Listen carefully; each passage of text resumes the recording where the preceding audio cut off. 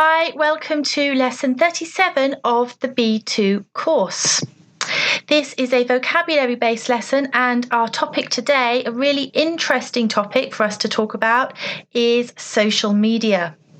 My name's Stephanie. This is level B2 or upper intermediate, and we are on lesson 37 of the course. So let's have a look at what we're going to cover in this lesson. Okay, so in lesson 37, you will expand your vocabulary connected to social media. So we're going to have a look at some verb-noun collocations.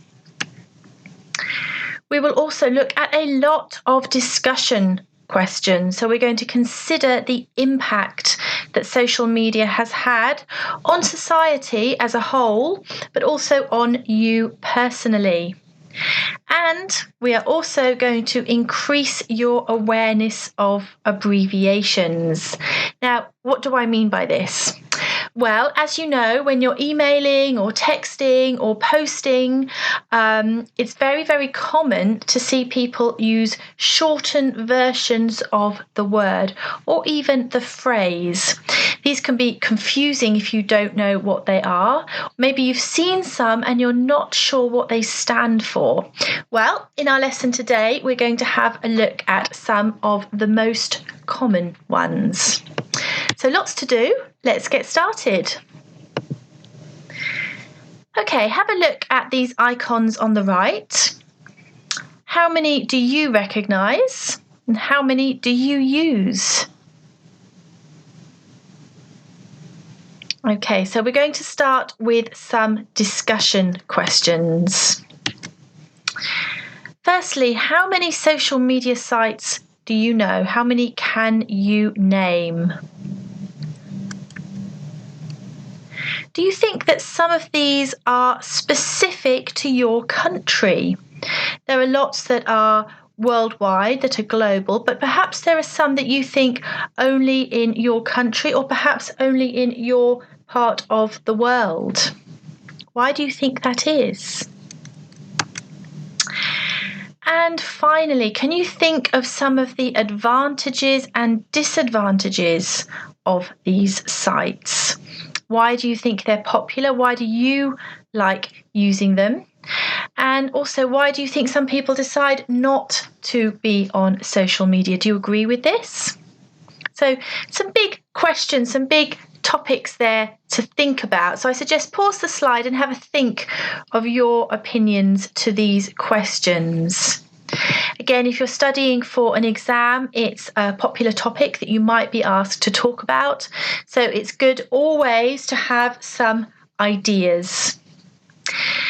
Okay, so we were thinking quite generally there. Now I want to ask about you. So we're going to have a look at some statements, and I'm going to ask how many of these are true for you. Now be honest. How many are true for you? Let's have a look. Number 1. The first thing I do in the morning is check my phone. Number 2.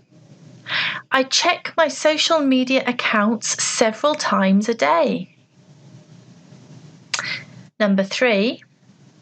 I often post selfies on my social media accounts. Number 4. I like to look at what people are doing on Facebook. Number 5. I often tweet. And number 6, I follow a lot of people on Instagram. Now, how many of these, honestly, do you think are true for you? Maybe pause the slide and think about your answers. Okay, so I think for me, probably 2.5 of them are true. Let's have a look and I will tell you which ones. So for me, number 1, yes, the first thing I do in the morning is to check my phone. I use my phone as my alarm clock. So when I wake up, the first thing I do is to see if I have any messages. Also, number 2 is true for me. I do check my social media accounts several times a day. Number 3, no, I don't post selfies. And number 4, I don't look at what people are doing on Facebook. I also don't tweet. But number 6, I follow people on Instagram. Not a lot, which is why I've only said half correct, but I do follow people on Instagram. So they're my answers. What about you? If you're honest, what do you think which of these are true for you? Okay, let's move on. So at the beginning, we had a look at some icons. Now, which of these do you use? Do you use Twitter, Facebook, LinkedIn, or YouTube? And what do you think the difference between these sites are? They're used for different purposes. Do you know what the different purposes are? For example, LinkedIn is a professional networking site for business professionals, whereas Facebook can be more personal, but lots of modern companies are also using Facebook as a vehicle to access a wider audience. Perfectly Spoken, for example, has a Facebook page. Okay. So if you do use these sites, how many hours a day do you think you spend looking at social media? Do you tend to just go on and have a quick look? Or perhaps when you get home from work or school, you spend a lot of time in the evening?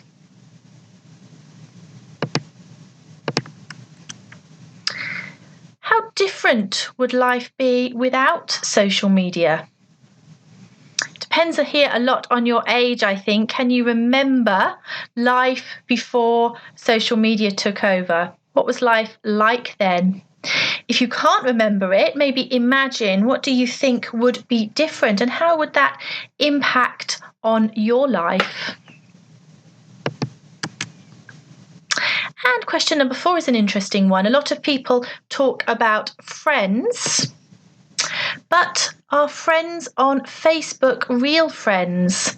A lot of people say, I have 300 friends on Facebook, but are these real friends? What's your opinion? What do you think? So lots of really interesting discussion points here on this topic. Something that I've mentioned in one of the questions when I was asking if it's true for you was the word selfie. Now, the selfie, to take a selfie, is something that's certainly become very, very popular. Whenever you go to a tourist destination or even a restaurant, you see people taking selfies. What do you think about this? What does the word selfie mean? Why are selfies so popular, do you think? Are there some places you should never take selfies? I mentioned earlier popular tourist destinations. In restaurants, for example, you see people taking a selfie. But what's your opinion, for example, perhaps on religious sites?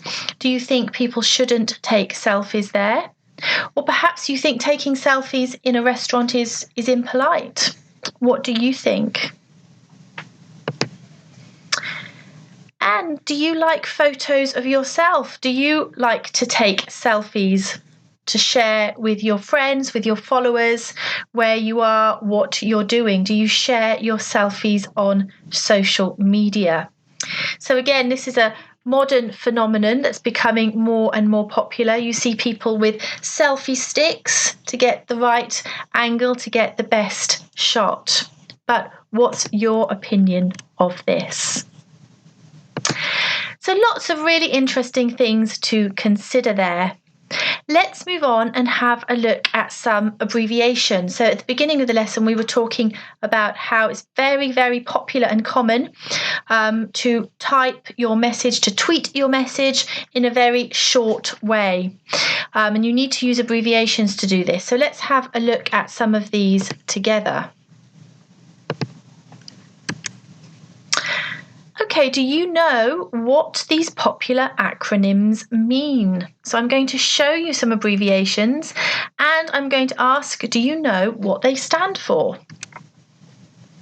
So our first one is B4. There's a clue there.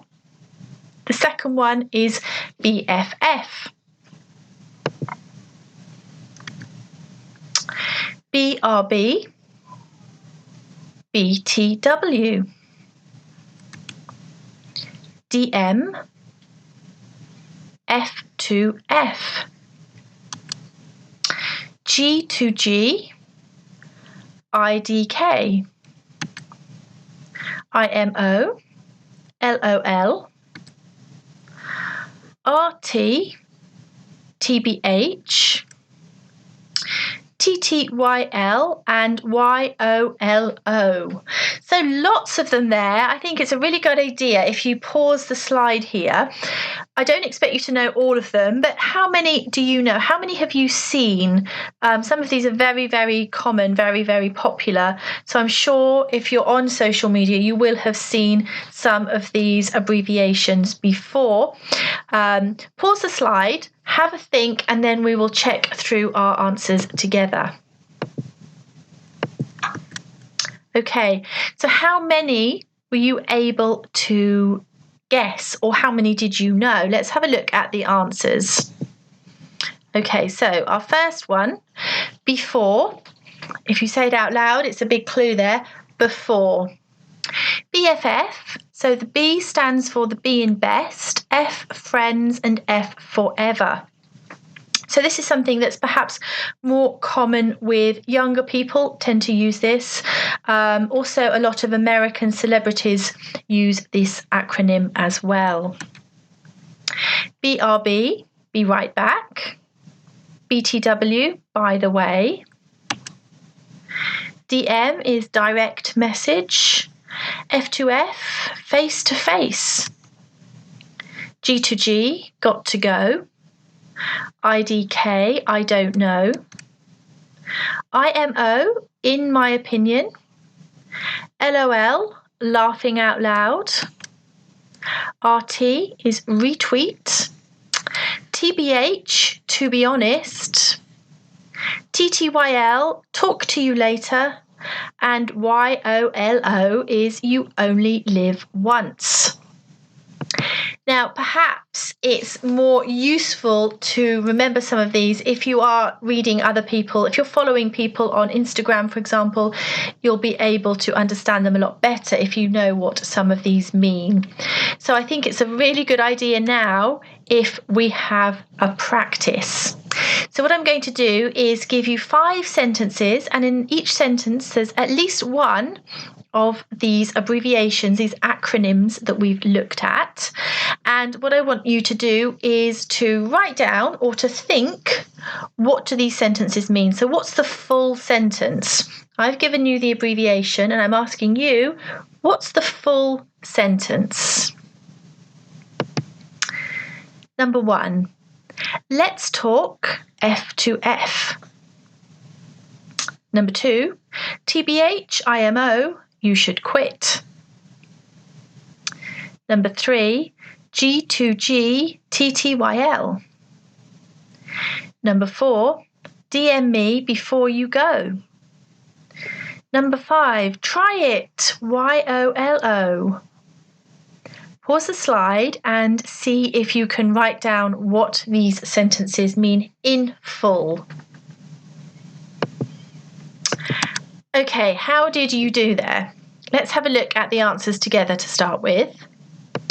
So the first one was, let's talk face to face. Number 2, to be honest, in my opinion, you should quit. Number 3, got to go, talk to you later. Number 4, direct message me before you go. And number 5, try it, you only live once. Well done if you managed to write those sentences out in full. As I said, they're very common to see, especially, for example, if you use Twitter. If you're tweeting, you only have a certain number of characters per tweet. So you have to be very clever to think about what you're going to say, because the more letters you use, you'll use up your quota. So using this kind of text talk is very common. Okay, well done. Let's have a look at the final part of the lesson, where we're going to have a look at some verb and noun collocations. Why are collocations important? Well, we've talked about this in previous lessons. It's a very useful way to make your English more fluent if you study verbs and nouns together, because then you won't make a mistake using a verb that perhaps a native speaker can understand what it means, but it's not correct, it's not natural. So let's have a look at some verb and noun collocations connected to this topic of social media. Okay, I'm asking you, what's the missing verb? Number 1, to on Facebook. Number 2, to a message on Twitter. Number 3, to on the internet. Number 4, to a selfie. Number 5, to a person on Instagram. And number 6, to the internet. Now, I have used some of these verbs when I've been talking you through some of the discussion questions earlier, so perhaps you picked up on some of these. But in any case, please pause the slide and see if you can complete the 6 missing verbs. Let's check our answers. So number 1, to be on Facebook. Number 2, to tweet a message on Twitter. Number 3, to post on the internet. Number 4, to take a selfie. Number 5, to follow a person on Instagram. And number 6, to surf the internet. And these are very interesting because as technology develops, so language has to develop as well to be able to talk about it, to explain it. So you can see, for example, number 2, the verb to tweet is new in this context. In the past, to tweet would be something that a verb that you would use to describe the noise that a bird makes. Interestingly, Twitter, their logo is a bird, and it's just developed that the verb, if you post on Twitter, is to tweet. It's a regular verb. So in the past, I tweeted. But it's very interesting how language does develop to encompass these new developments. Okay, let's have a practice using these verb and noun collocations. There are 5 sentences. Let's see if you can complete with the missing verb. Number 1, when I've a selfie, I always it on the internet. Number 2, you on Facebook. Number 3, I've started my favourite celebrity on Instagram. Number 4, our marketing department now company news on Twitter. Number 5, I often the internet to look for deals. Pause the slide and see if you can complete the missing verbs. Okay, let's check through our answers together. Number 1, when I've taken a selfie, I always post it on the internet. Number 2, are you on Facebook? Number 3, I've started following my favourite celebrity on Instagram. Number 4, our marketing department now tweets company news on Twitter. Number 5, I often surf the internet to look for deals. Well done if you got those correct. Number 4 is an interesting one. The marketing department tweets company news on Twitter. Again, things are changing and now businesses, companies, organizations do use social media a lot to promote themselves. Maybe this is something you have to do in your role, or maybe you're aware of your company doing this in order to reach new markets, new customers, new clients. Okay, so our final slide today, we started with some discussion topics and we will finish with some discussion topics. Number 1, how can parents supervise what their children access on the internet? Number 2, do you think that social networking sites have a responsibility to monitor what's posted on them? Number 3, do you worry that people are less social nowadays? So ironically, it's called social media, but we're socializing electronically. We're not meeting face to face, perhaps, or talking person to person so often. We tend to send messages or tweet or post. And number 4 is something we've just mentioned. How do you think social media has affected the way people work?